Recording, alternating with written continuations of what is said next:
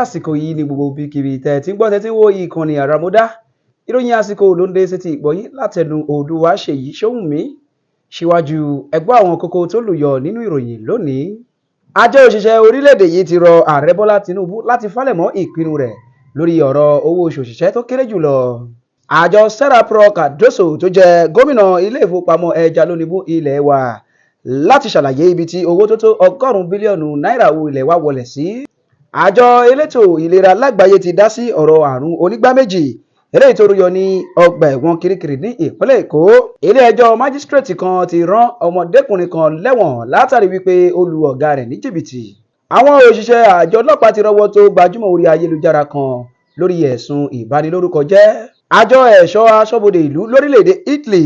ti gba àwọn àdàlù tí wọ́n fẹ́ fi ṣe oògùn olóró lọ́wọ́ àwọn arúfin láti orílẹ̀‐èdè China. Wọ̀nyí àti àwọn ìròyìn mìíràn lẹ́wọ̀n máa ní àǹfààní láti jẹ ìgbádùn bí a bá lọ sókè lọ́hùn tí a padà dé. Ẹ kú ìtẹ́tílẹ́kọ̀.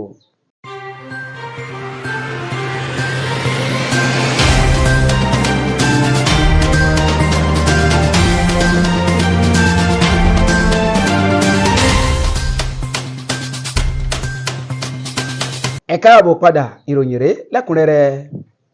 Àjọ ẹ̀tọ́ okòwò àti iṣẹ́ ìṣirò tó yọrantí lórílẹ̀‐èdè yìí ìyẹn Socio-Economic Rights and Accountability Project SERAP ti rọ gómìnà báńkì ẹja lónìbó ilẹ̀ wa ìyẹn Central Bank of Nigeria ọ̀gbẹ́ni Ọláyẹmí Cardoso láti ṣàlàyé ibi tí $100 bílíọ̀nù owó náírà ìyẹn $100 billion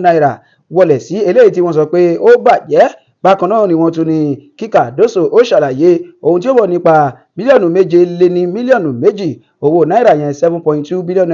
tí wọ́n ní wọ́n fẹ́ fi ṣí ẹ̀ka CBN sí Dutse ibi tí owó náà tún wọlé sí àti bílíọ̀nù 5 mílíọ̀nù yẹn $4.8 billion eléyìí tí wọ́n pe àmọ́ wípé wọ́n fẹ́ fi tún ẹ̀ka CBN eléyìí tó wà lábẹ́òkúta tó jẹ́ olú ìlú ìpínlẹ̀ Ògùn ṣe eléyìí tí wọ́n pe àmọ́ rẹ̀ ní ọdún 2009. Wọ́n tún ní kí Cardoso ó ṣiṣẹ́ lórí àwọn ẹ̀yáwó bílíọ̀nù 1 mílíọ̀nù yẹn $1.2 billion tí CBN yá ìpínlẹ̀ Enugu lọ́dún 2015 àti bílíọ̀nù 2 mílíọ̀nù yẹn $1.9 billion eléyìí tí wọ́n tún yá ìpínlẹ̀ Anambra láàrin ọdún 2015 sí 2016. Àjọ Serap sọ di mímọ̀ wípé nínú gbólóhùn ìgbóríyìn lẹ́nu iṣẹ́ ọlọ́dọọdún eléyìí tí ó kẹ́yìn látọwọ́ ọ̀gá àgbà tó ṣiṣẹ́ lórí ìwé owó ìlú fórílẹ̀-èdè Nàìjíríà yìí ni àṣírí yìí ti tú síta nínú ìwé tí igbákejì àjọ Serap Kọ́láwọlé Olúwadáre fi léde lópin ọ̀sẹ̀ tó kọjá yìí ni wọ́n ti sọ di mímọ̀ wípé àwọn ẹ̀sùn yìí tako òfin tí ó gbé CBN ró àti wípé ìfọkànsùn àwọn ọmọ orílẹ̀-èdè yìí lórí CBN ọ̀hún pàápàá ó ti wá ń mì báyìí. Wọ́n wá ní kí Cardoso láàrin ọjọ́ 7 tí wọ́n fún gẹ́gẹ́ bí gbèǹdéke ó gbìyànjú láti ṣe àwọn àtúnṣe yìí kí ó sì wá àwọn ibi tí owó náà wà jáde bí bẹ́ẹ̀ kọ́ kí wọ́n máa retí ìgbésẹ̀ òfin lórí ọ̀rọ̀ ọ̀hún. Àjọ òṣìṣẹ́ orílẹ̀-èdè yìí yẹn Nigerian Labour Congress ti rọ Ààrẹ Bọ́lá Tinubu láti falẹ̀ mọ́ bí wọn yóò ṣe fi èròǹgbà àti ìpinnu rẹ̀ ránṣẹ́ sí ilé ìgbìmọ̀ aṣojúṣòfin ilẹ̀ wa láti sọ àbá tuntun èyí tí wọn yóò máa san gẹ́gẹ́ bí owó oṣù òṣìṣẹ́ tó kéré jùlọ dòfin ní kíákíá pàápàá ní ọ̀sẹ̀ eléyìí tó já sí oṣù tuntun yìí tí ilé ìgbìmọ̀ aṣòfin ọ̀hún yóò padà sẹ́nu iṣẹ́ rẹ̀ ní kíkún. Ààrẹ àjọ NLC Joe Ajaero sọ di mímọ̀ wípé síwájú àkókò yìí ni ó yẹ kí ààrẹ ti kàn sí gbogbo àwọn eléyìí tó lóun fẹ́ kàn sí lára àwọn tí ń ṣe gómìnà àtàwọn alẹ́nulọ́rọ̀ mìíràn tí wọn yóò ran ìpinnu rẹ̀ lọ́wọ́ àti wípé àwọn ní àwọn kò lérò wípé gómìnà ní ohunkóhun ṣe sí ọ̀rọ̀ ilẹ̀ yìí nítorí àṣẹ tí ààrẹ bá pa fún wọn ni wọn yóò tẹ̀lé. Wọn ní gómìnà eléyìí tó bá wá kọ̀ láti san owó oṣù tuntun eléyìí tí wọn yóò máa sọ dòfin láìpẹ́. Wọn ní kírúfẹ́ gómìnà bẹ́ẹ̀ ó ṣetán láti kọ̀wé ìfiṣẹ́ sílẹ̀ ní kíákíá. Ajaero ní owó oṣù títún sísan ọ̀hún yóò bẹ̀rẹ̀ láti ọjọ́ 18 oṣù karùn-ún lọ. Bẹ́ẹ̀ làwọn kò ṣetán láti gba $62,000 yẹn $62,000 tí ìjọba àpapọ̀ àti àjọ iṣẹ́ àdáni ìyẹn private organization péyà mọ́ wípé àwọn yóò máa san nítorí owó ogún àwọn làwọn ń béèrè fún tí kì í sì ṣe wípé àwọn ń tọrọ owó lọ́wọ́ ìjọba àpapọ̀ gẹ́gẹ́ bí alágbe. ìjọba ìpínlẹ̀ Èkó ti kéde ìdásí àjọ elétò ìlera lágbàáyé ìyẹn World Health Organization WHO lẹ́yìn tí àrùn onígbá méjì eléyìí tó yọ ìpínlẹ̀ náà lẹ́nu rúgbó ṣẹyọ ní ọgbà ìtúnwàṣe ti Kirikiri. Alábòjútó ètò ìlera ní ìpínlẹ̀ Èkó ọ̀jọ̀gbọ́n Akin Ayọ̀bámi ṣaṣọ lójú àwọn ìgbésẹ̀ tuntun eléyìí tí wọ́n tún gbé láti kojú ìjà sí àrùn ọ̀hún. Ó ní àwọn ti pèsè àwọn oògùn tí yóò kojú àrùn yìí àti èyí tí yóò dẹ́kun rẹ̀ fún àwọn ẹlẹ́wọ̀n igbalélẹ́gbẹ̀rún mẹ́ta ìyẹn 3,200 inmates gẹ́gẹ́ bí àjọ elétò ìlera lágbàáyé ìyẹn World Health Organization ti pèsè oògùn tó tó ẹgbẹ̀rún mẹ́wàá 10,000 fún iṣẹ́ náà. Àbáyọ̀mí ṣàfikún rẹ̀ wípé oríṣiríṣi tí à ń rà mú lójú pópó eléyìí tí ọ̀pọ̀ wọn kò ní òǹtẹ̀ NAFDAC òun ló ń ṣokùnfà àwọn àrùn onígbá méjì yìí àti wípé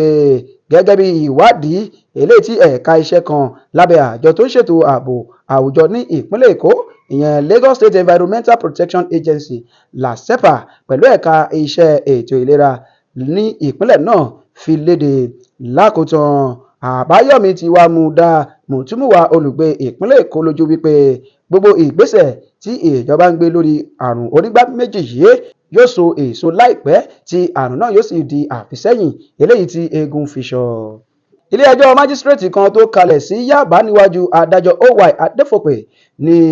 ó ti fẹ́ràn arákùnrin kan Godswill Akpan lẹ́wọ̀n lẹ́ni 30 ọdún tó jẹ́ alákòóso ilé ìtura kan lórí ẹ̀sùn wípé ó jí owó tó dín 140 lọ́nà ẹgbẹ̀rún ìyẹn 360,000 naira tí wọ́n fi sí ìkáwọ́ rẹ̀ eléyìí tó jẹ́ ti Owólabí Daniel ẹni tí ó gbà síṣẹ́. Gẹ́gẹ́ bí ìwádìí ṣe fìdí ẹ̀ múlẹ̀ àsọyé tó wà láàrin ọ̀gá àtọmọṣẹ́ yìí ní láti máa fi ẹgbẹ̀rún lọ́nà 190 ìyẹn 180,000 naira ṣọwọ́ sí ọ̀gá rẹ̀ lọ́sọ̀ọ̀sẹ̀ ṣùgbọ́n kàkà kí ó mú lè rí iṣẹ́ níṣe ni Akpan palẹ̀ owó ọ̀sẹ̀ méjì mọ́ tí ó sì ná pápá bora. Nígbà tí àwọn ọlọ́pàá rọ́wọ́ tó tí wọ́n sì fi ọ̀rọ̀ wá lẹ́nu wò Akpan ò sẹ́ ẹ̀sùn ọ̀hún. Olùfisùn Haruna Mọ́gàjí tó fi ẹjọ́ ọ̀hún sùn nílé ẹjọ́ ní ìṣẹ̀lẹ̀ yìí ṣẹ̀ ní ọjọ́ 8 oṣù kẹrin ọdún tí a wà nínú rẹ̀ yìí léyìí tí wọ́n ní ó tako òfin tó de ìwà ọ̀daràn ní ìpínlẹ̀ Èkó gẹ́gẹ́ bí wọ́n ti ṣe àtúnṣe rẹ̀ ní ọdún 2015 bó tilẹ̀ jẹ́ wípé Akpan bẹ̀bẹ̀ wípé òun kò jẹ̀bi ẹ̀sùn ọ̀hún. Adájọ́ Adéfòpè ní kí wọ́n dá sílẹ̀ pẹ̀lú owó ìtanràn ẹgbẹ̀rún lọ́nà 500 lówó náírà ilẹ̀ wa àti onídùúró méjì pẹ̀lú tí wọ́n sì sún ìjẹ́jọ́ rẹ̀ sí ọjọ́ 17 oṣù keje ọdún tá a wà nínú rẹ̀ yìí. Ọwọ́ àwọn òṣìṣẹ́ àjọ ọlọ́pàá lórílẹ̀‐èdè yìí ti tẹ ọ̀kan lára àwọn gbajúmọ̀ orí ayélujára ọmọ orílẹ̀‐èdè yìí Martin Otse táwọn ènìyàn mọ̀ sí VDM Very Dark Man lórí ẹ̀sùn ìbanilórúkọ jẹ́. Ẹni tó jẹ́ agbẹjọ́rò rẹ̀ Dèjì Adéyanjú ló fọ̀rọ̀ yìí léde ní ọjọ́ àìkú lánàá wípé ìgbà kẹta rèé tí wọ́n ń gbé VDM yìí lọ́dún yìí. Nínú gbólóhùn tí agbẹjọ́rò yìí fi léde ló ti jẹ́ kó di mímọ̀ wípé ọ̀gá ọlọ́pàá Igwe ló ní kí wọ́n wá gbé VDM látàrí wípé ó tú àṣírí ẹnìkan tó lu jìbìtì ọmọ orílẹ̀-èdè yìí kan tó wà ní ilẹ̀ òkèrè. Ó ní kàkà kí àjọ ọlọ́pàá ó gbé oníjìbìtì tí wọ́n tú àṣírí rẹ̀ yìí ọ̀rẹ́ ará ìlú tó tú àṣírí ìkọ̀kọ̀ ni wọ́n tún gbé. Ìròyìn wá jẹ́ kó di mímọ̀ wípé ìwádìí abẹ́nú ń lọ lórí ẹ̀sùn ọ̀hún lọ́wọ́ láti fi kúlẹ̀kúlẹ̀ òkodoro ìdí ìṣẹ̀lẹ̀ yìí múlẹ̀ àti láti fi tó mú wà létí. Ìròyìn ilẹ̀ òkèrè. Àwọn òṣìṣẹ́ àjọ aṣọ́bodè ìlú lórílẹ̀‐èdè Italy ti fi léde lọ́jọ́ Ajé ní wípé àwọn gba àdàlù egbògi eléyìí tó tó ìwọ̀n ọkọ̀ akóyọyọ 6 léyìí tí wọ́n peyamọ́ láti fi ṣe oògùn olóró lọ́wọ́ àwọn kan láti orílẹ̀‐èdè China èyí tí iye owó rẹ̀ tó 626 mílíọ̀nù owó euro ìyẹn 630 million euros. Wọ́n ní pápákọ̀ òfurufú ti Milan níbi tí wọ́n ti ń ṣe àyẹ̀wò ọjà tó fẹ́ wọnú orílẹ̀-èdè náà lọ làwọn ti kó àwọn àdàlù yìí tí àwọn sì ti rọ́wọ́ tó oníṣòwò ọmọ orílẹ̀-èdè Ìtàló kan àti àwọn ọmọ orílẹ̀-èdè China méjì tí wọ́n ní ń ṣe pẹ̀lú ẹ̀sùn yìí. Wọ́n ní ìlú Netherlands ni wọ́n ti mú àwọn ọmọ China ọ̀hún tí ìwádìí sì ń lọ lábẹ́ lórí ọ̀rọ̀ náà. Wọ́n wá ní àyẹ̀wò tí wọ́n ṣe lórí àdàlù ọ̀hún fi hàn wípé oògùn olóró eléyìí tó ní agbára gidi ni, àti wípé nígbà tí àwọn agbófinró ṣe ìwádìí ibi tí wọ́n ń gbé àwọn oògùn náà lọ, wọ́n ní wọ́n tún gba egbògi PMK, ketamine àti hashish tí ìwọ̀n rẹ̀ tó dọ́sìnì kìlógíráàmù lọ́wọ́ àwọn tí wọ́n tún ka mọ́bẹ̀. Ẹ̀ka iṣẹ́ tó ń rí sí ọ̀rọ̀ ìgbaniwọlé àti ìgbélùú lórílẹ̀‐èdè Canada, Immigration, Refugees and Citizenship Canada IRCC ti sọ di mímọ̀ wípé ọmọ orílẹ̀‐èdè yìí tó lé ní 71,459 71,459 ni wọ́n ti di ọmọ orílẹ̀‐èdè Canada láàrin ọdún 2005 sí ọdún 2024 tí a wà yìí. Àlàkalẹ̀ yìí ni wọ́n ní ó fi Nàìjíríà sí ipò kẹwàá àwọn ọmọ orílẹ̀‐èdè Canada tuntun. Wọ́n ní iye àwọn ènìyàn yìí kò mọ́ àwọn tí wọ́n ń ṣiṣẹ́ àtàwọn tí wọ́n ń gbèlú yìí tí wọn kò gba àṣẹ láti dọmọ orílẹ̀‐èdè Canada. Wọ́n ṣàfikún rẹ̀ wípé orílẹ̀‐èdè India ló ń léwájú pẹ̀lú 500,000 ọmọ India tó ti di ọmọ Canada láàrin ọdún 2005 sí àkókò tá a wà yìí. Orílẹ̀‐èdè Philippines ló ṣe kejì pẹ̀lú 405 àwọn olùgbé ibẹ̀ tí ó ti di ọmọ orílẹ̀‐èdè Canada, ìyẹn 395,694, àti orílẹ̀‐èdè China ní ó kẹta pẹ̀lú 3,308,800, ìyẹn 292,324 àwọn olùgbé rẹ̀ ló ti di ọmọ orílẹ̀‐èdè Canada lọ́wọ́lọ́wọ́ bí a ti sọ̀rọ̀ yìí. Nínú gbólóhùn tí àjọ àwọn olùgbèlú àti arìnrìn-àjò lórílẹ̀‐èdè Canada, ìyẹn Citizenship and Immigration Canada, ìyẹn CIC fi léde, wọ́n ní àwọn ń fojúsùn fún àwọn olùgbèlú tó tó 500,000 tuntun, ìyẹn 500,000 sí i. Ọ̀kan lára àwọn ọmọ orílẹ̀‐èdè yìí eléyìí tó ń gbórílẹ̀‐èdè United Kingdom ni ó ti dá ọ̀wù sílẹ̀ lórí ayélujára lọ́jọ́ Àìkú àná látàrí gbólóhùn tó fi léde wípé látọdún 2022 tí òun ti kúrò lórílẹ̀‐èdè yìí lọ ṣiṣẹ́ awakọ̀ ní orílẹ̀‐èdè United Kingdom ni òun sì tún gba owó oṣù gẹ́gẹ́ bí òṣìṣẹ́ ìjọba orílẹ̀‐èdè Nàìjíríà. Àjọ àwọn òṣìṣẹ́ ti Civil Society Organization tí ó sọ̀rọ̀ lórí ọ̀rọ̀ ọ̀hún ni èyí ṣe àfihàn bí ìwà àjẹbánu àti jìbìtì ṣe ń ranlẹ̀ tó lórílẹ̀‐èdè yìí, pàápàá jùlọ láàrin àwọn tó jẹ́ òṣìṣẹ́ ìjọba. Ọ̀sẹ̀ tó kọjá yìí ni Ààrẹ Bọ́lá Tinubu pàṣẹ kí wọ́n ó yọ àwọn òṣìṣẹ́ ìjọba tí kò sí mọ́ lórílẹ̀‐èdè yìí kúrò lọ́rùn ìjọba. Ó ní kí gbogbo àwọn tó sì ti jẹ̀fà irúfẹ́ owó báyìí ó dá owó náà padà sí àpò ìjọba. Arákùnrin yìí, Sabitu Adams gẹ́gẹ́ bí wọ́n ti fi orúkọ rẹ̀ léde, ẹni ọdún 36 yẹn 36 years ni wọ́n ní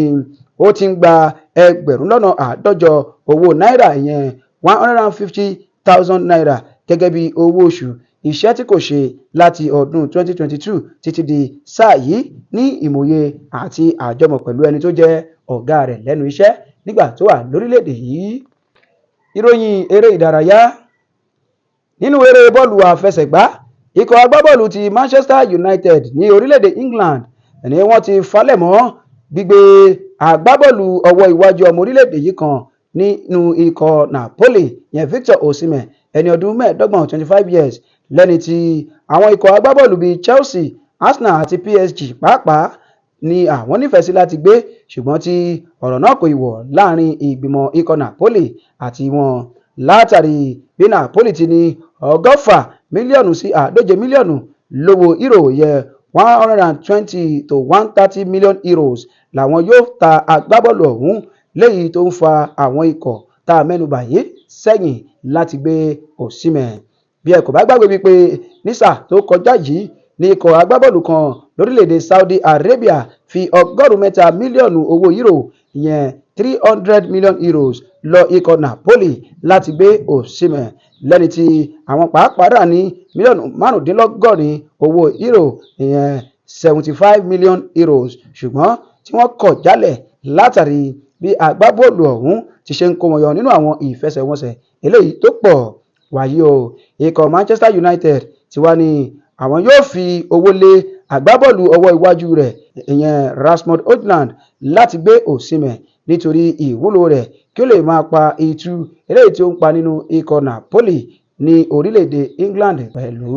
tó ará kò ní jù báyìí lọ lórí ìròyìn àsìkò láti ìkànnì àràmọ̀dá fún ti sáà yìí. Ẹ tún pàdé wa lọ́jọ́ míì láti jẹ̀gbádùn àwọn ìròyìn wa lọ́lọ́kan òjọ̀kan. Ṣé ìgbà àkọ́kọ́ rèé tí ẹ̀yin gan ní ìkànnì yìí? Ẹ gbìyànjú láti tẹ subscribe button. Ẹ bá wa pín àwọn fọ́nrán wa níka mo gbádùn ẹ̀ ẹ pín kó kárí ilé kó kárí oko. Ẹ ṣeun o bẹ́ẹ̀ ṣe ń gbádùn wa. Èmi Olúwaṣèyí Ṣóhùnmí tó ka ìròyìn sí létí gbọ́ ní sáà yìí lónìí ilé ò ní lé wa ọ̀nà ò ní nà wa bẹ́ẹ̀ níṣẹ́ wa ò ní dìṣẹ́ mọ́ wa lójú. Ẹ ṣeun bẹ́ẹ̀ ṣe ń gbádùn wa ẹ máa yáṣẹ́ o.